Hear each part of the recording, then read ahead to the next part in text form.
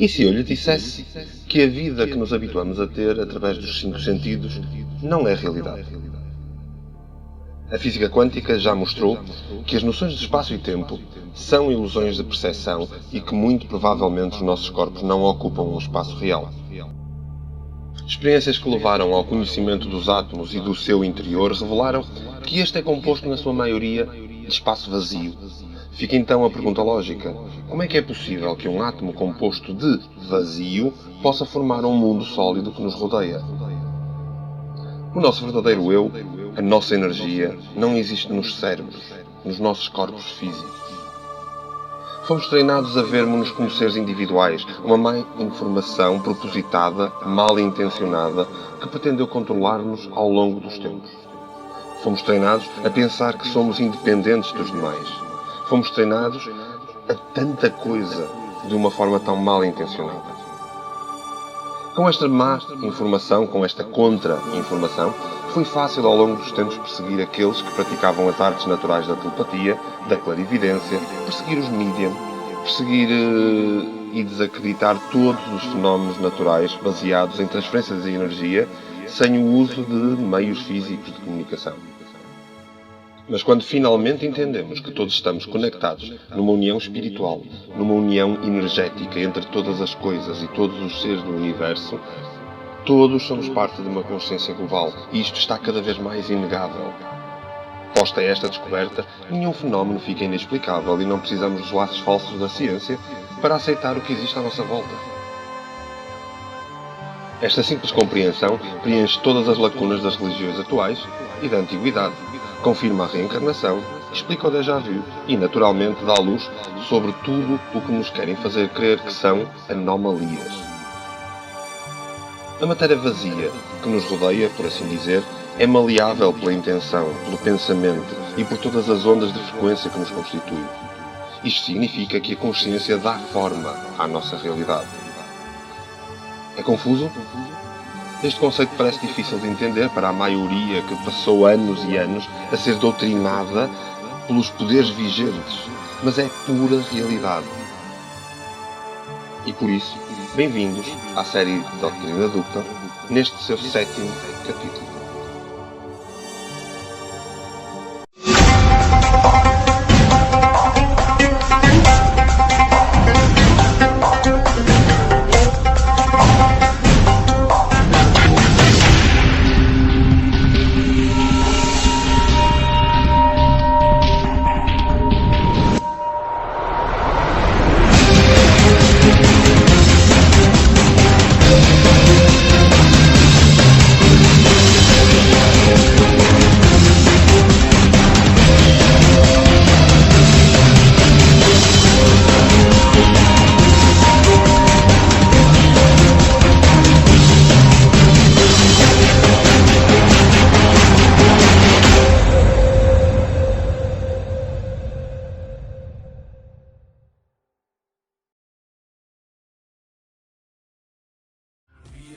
Need no education.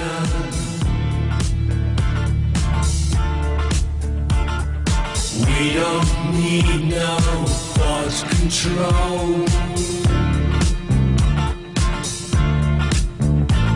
No dark sarcasm in the classroom.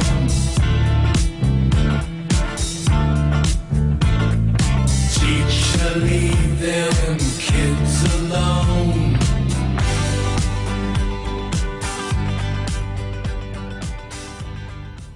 Desde a tenra idade, somos ensinados a pensar de forma tangível, de forma racional. É um método de educação orientado ao lado esquerdo do cérebro, de forma a toldar o nosso lado direito, com mais efeitos prejudiciais do que aquilo que podemos sequer imaginar.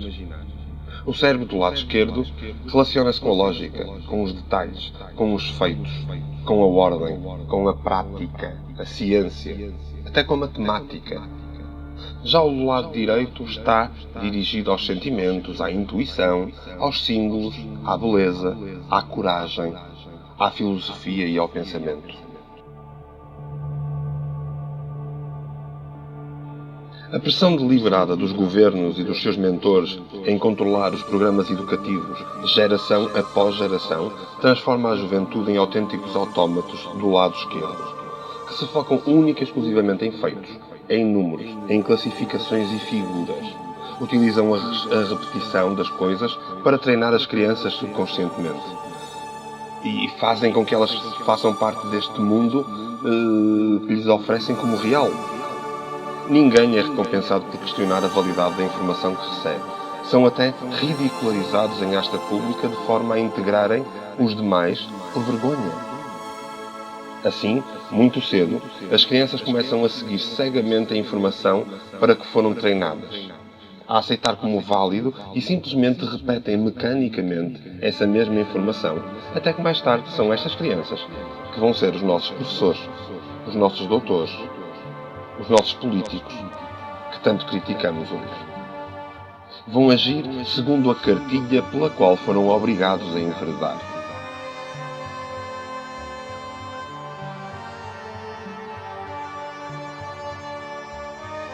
Tudo isto nega a nossa existência mais pura. Uma forma holística de estar na vida onde o cérebro funciona com ambos os lados em uníssono, em equilíbrio. Um equilíbrio que nos tem sido roubado lentamente ao longo dos séculos. A habilidade do ser humano se sentir em comunhão com a energia ambiente do micro e do macrocosmos perdeu-se lentamente e todos os dias, se nós cedermos, vamos perder ainda mais. Todas as religiões e doutrinas dizem que somos de alguma forma filhos de um ou mais deuses e que a sua essência divina está dentro de nós. Mas se eliminarmos esta representação sacerdotalizada e humanizada de Deus e compreendermos que Deus não é mais do que uma rede espiritual que interliga tudo e todos, vamos ver que estas escrituras começam a ganhar muito mais sentido.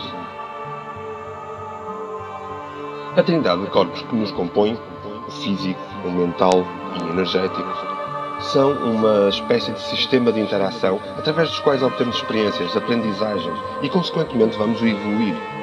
Várias experiências recentes na área da biologia e do comportamento animal têm comprovado que todos estão interligados entre si de uma forma que ainda nem conseguimos começar a compreender. E não devemos ser arrogantes ao ponto de pensar que somos assim tão diferentes deles. Se quiserem aprofundar o conhecimento sobre estas experiências, terei todo o gosto em partilhar essa informação, mas achei por bem não gastar tempo útil neste capítulo a expor detalhes de experiências que são facilmente pesquisáveis através do Google.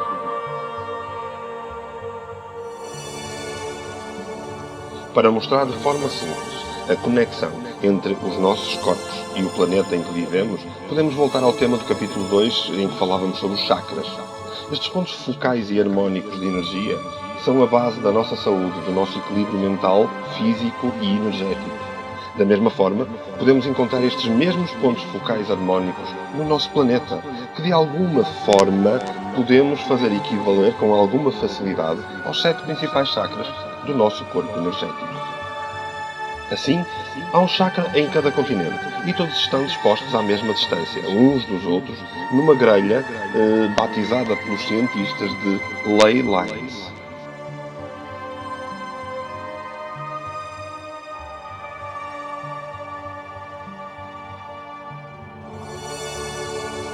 O equivalente ao chakra raiz encontra-se no Monte Shasta, na Califórnia. E equivalente ao chakra sexual, temos o lago Titicaca, na América do Sul, entre o Peru e a Bolívia. Ao chakra do plexo solar equivale o Lurukatachuta, da Austrália. Ao chakra cardíaco encontra-se Glastonbury, na Inglaterra. Para o chakra laríngeo, a pirâmide de Gizé do Egito marca o local exato.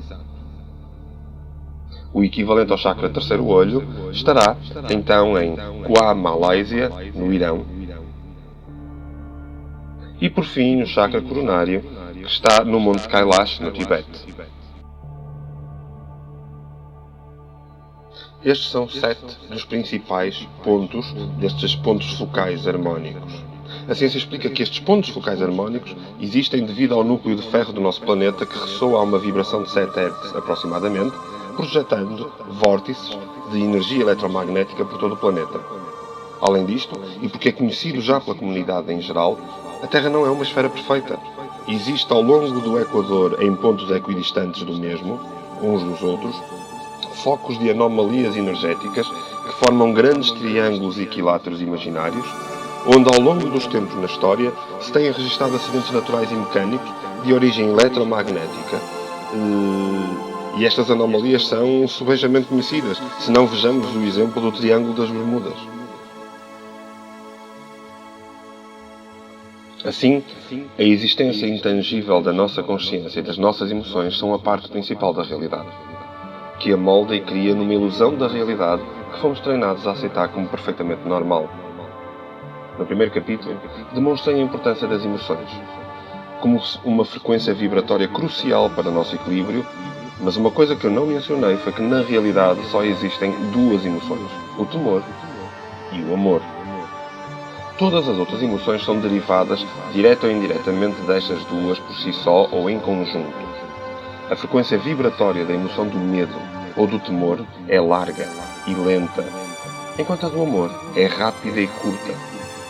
Nos últimos 10 anos, muitas experiências com estas frequências foram feitas a nível científico e uma das conclusões mais estonteantes é o facto de que a vibração das nossas emoções atua diretamente sobre o ambiente que nos rodeia, sobre o nosso corpo, sobre o microcosmos biológico, chegando a afetar profundamente o ADN. Desta forma, tudo o que nos rodeia, tudo o que fomos, somos ou seremos, está diretamente ligado ao controle destas duas emoções.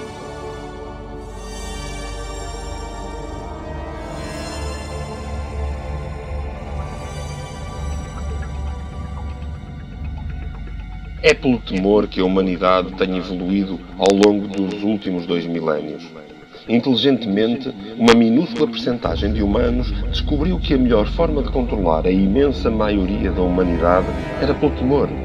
Fosse ele o temor a Deus, o temor à natureza, o temor ao sistema político, o temor à criminalidade, o temor às doenças, o temor ao terrorismo, muito em moda hoje, ou então, que está na moda também, o temor à crise económica mundial.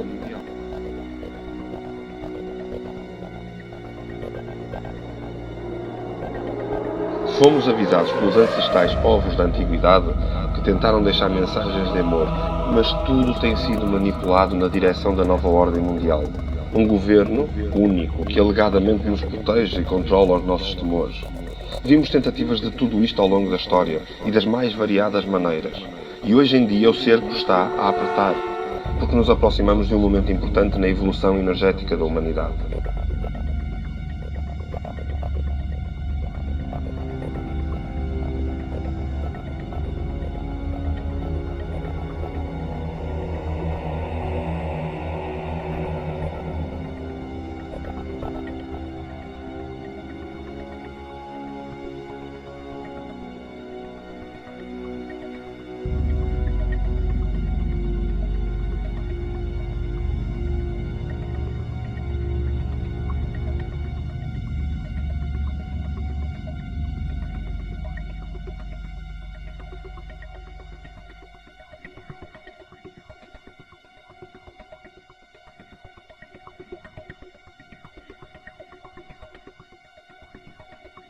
21 de dezembro de 2012. É apenas uma data que condiz com o fim do calendário maia, mas outros calendários, construções geométricas, com mais de 2000 anos e escritos mais ou menos metafóricos, concordam que estamos a chegar a uma fase de transição natural e energética. A redução dos campos magnéticos da Terra e do Sol, a redução do movimento de rotação da Terra, entre outros fenómenos astronómicos, são testemunhos deste facto e apontam para esta mesma transição energética. A alteração da frequência de ressonância telúrica, conhecida como ressonância de Schumann, aumenta gradualmente de uma forma espiral, seguindo a sequência de Fibonacci de que falamos no capítulo anterior.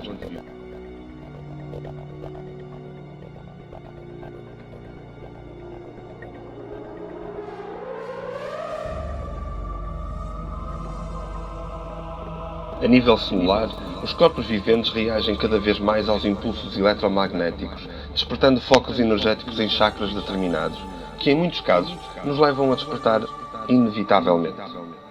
Assim, os impulsos são cada vez mais sentidos pelos dois centros eletromagnéticos do corpo, o coração e o cérebro, que por sua vez os recebem das alterações de impulsos do planeta, que por sua vez os recebe do Sol e do Sistema Solar, que por sua vez o recebe da galáxia e de todo o Sistema Cósmico Universal. Porque tudo está interligado. O todo é um. Começa com tudo isto a urgência da grande mudança. A grande alteração que poderão investigar um pouco por todo o lado e que num só capítulo ia ser difícil de explicar ao pormenor. Registros ancestrais em monumentos da antiguidade, escritos milenares, como na Bíblia, no Corão, no Gita, nas religiões pagãs, nas várias teologias um pouco por todo o mundo, nas doutrinas filosóficas, que já nos tentaram preparar de uma forma ou de outra para esta transição. Esta vai ser a mudança das eras. O período transcendental das mudanças monumentais, das mudanças da humanidade. A altura em que gradualmente aprendemos a viver por amor e remover o temor do nosso sistema energético.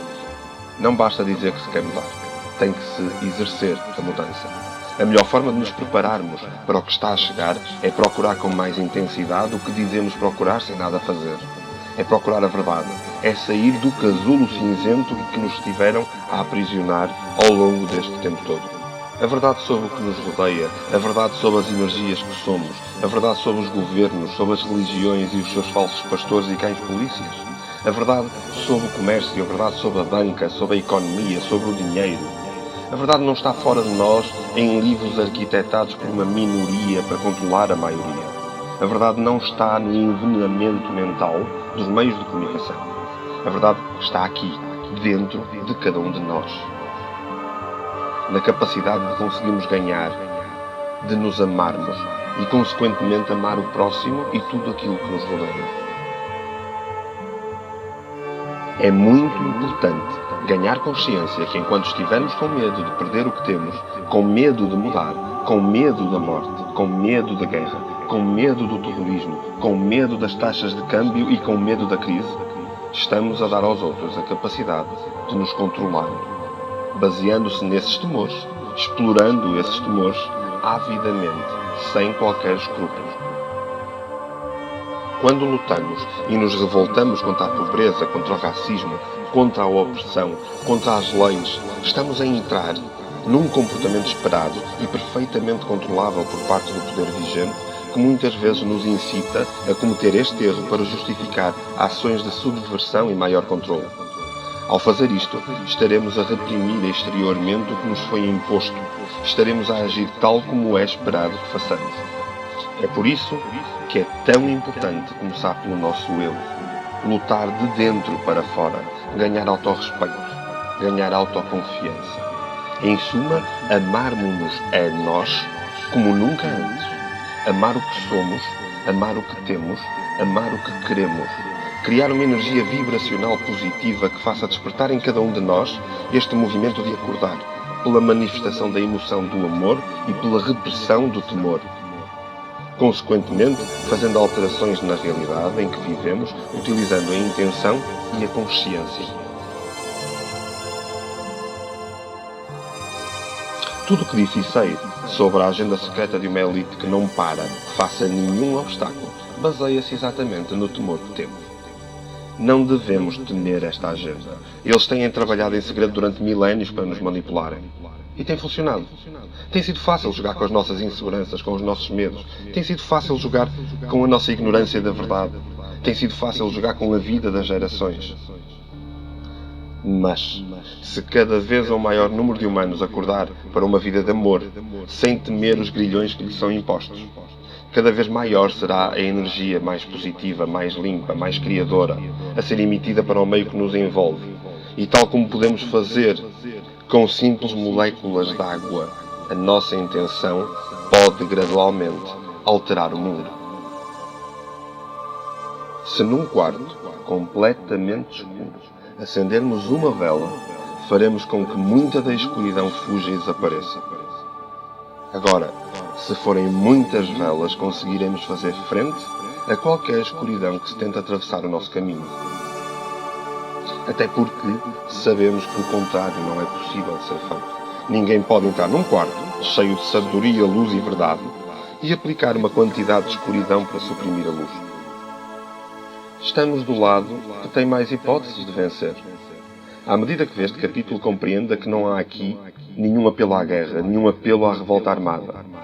Não temos nenhuma luta pela frente. Não temos sequer que levantar um dedo. Perguntam-me frequentemente como é que uma pessoa só pode fazer a diferença. E eu costumo responder: a tua realidade só te afeta a ti e a ninguém mais. Muda-te a ti e ajuda os outros a fazerem o mesmo e estaremos a proporcionar aos controladores uma derrota histórica. O que é importante é que cada um aprenda a enfrentar os seus temores internos, aprenda a viver a sua vida, aprenda a ter amor para consigo e, obviamente, consequentemente, para com os outros. Isto fará a grande diferença. Quando virmos os nossos temores e emoções pelo que realmente eles são e fizermos a mudança, só aí seremos livres. Fica a pergunta: o que vai fazer agora?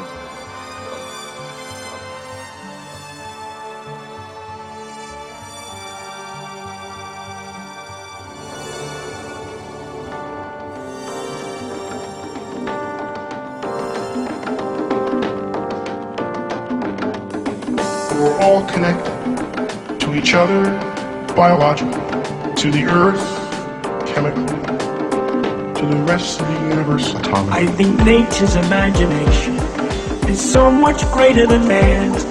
He's never gonna let us relax, relax, relax, relax. We live in an in-between universe where things change alright, but according to patterns, rules, or as we call them, laws of nature. I'm this guy standing on a planet.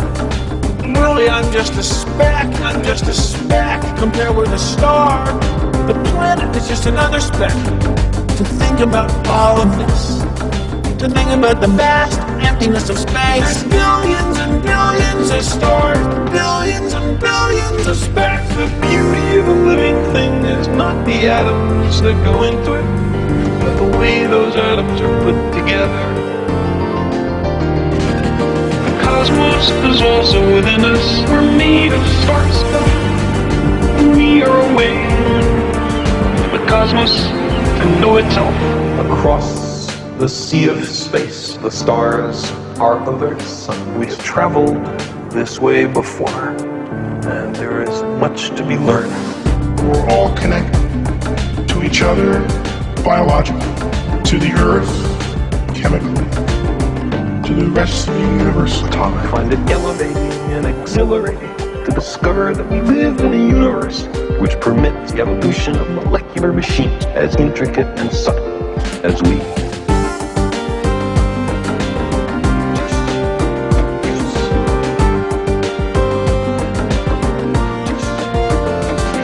I know that the molecules in my body are traceable to phenomena in the cosmos. That makes me want to grab people in the street and say, have you heard this? The beauty of a living thing is not the atoms that go into it, but the way those atoms are put together. The cosmos is also within us. We're made of star stuff.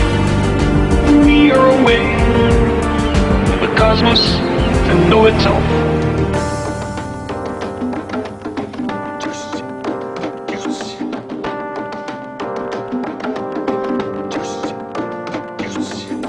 There's this tremendous mass of waves all over in space, which is the light bouncing around the room, going from one thing to the other, and it's all really there, really, really there. But you gotta stop and think about it, about the complexity, and really get the pleasure. It's all really there, really, really there. The inconceivable nature of nature. To think about all of this, to think about the vast emptiness of space. There's billions and billions of stars, billions and billions of specks. The beauty of a living thing is not the atoms that go into it, of the way those atoms are put together. The cosmos is also within us. We're made of star stuff. We are a way for the cosmos to know itself. Across the sea of space, the stars are other sun. We've traveled this way before, and there is much to be learned.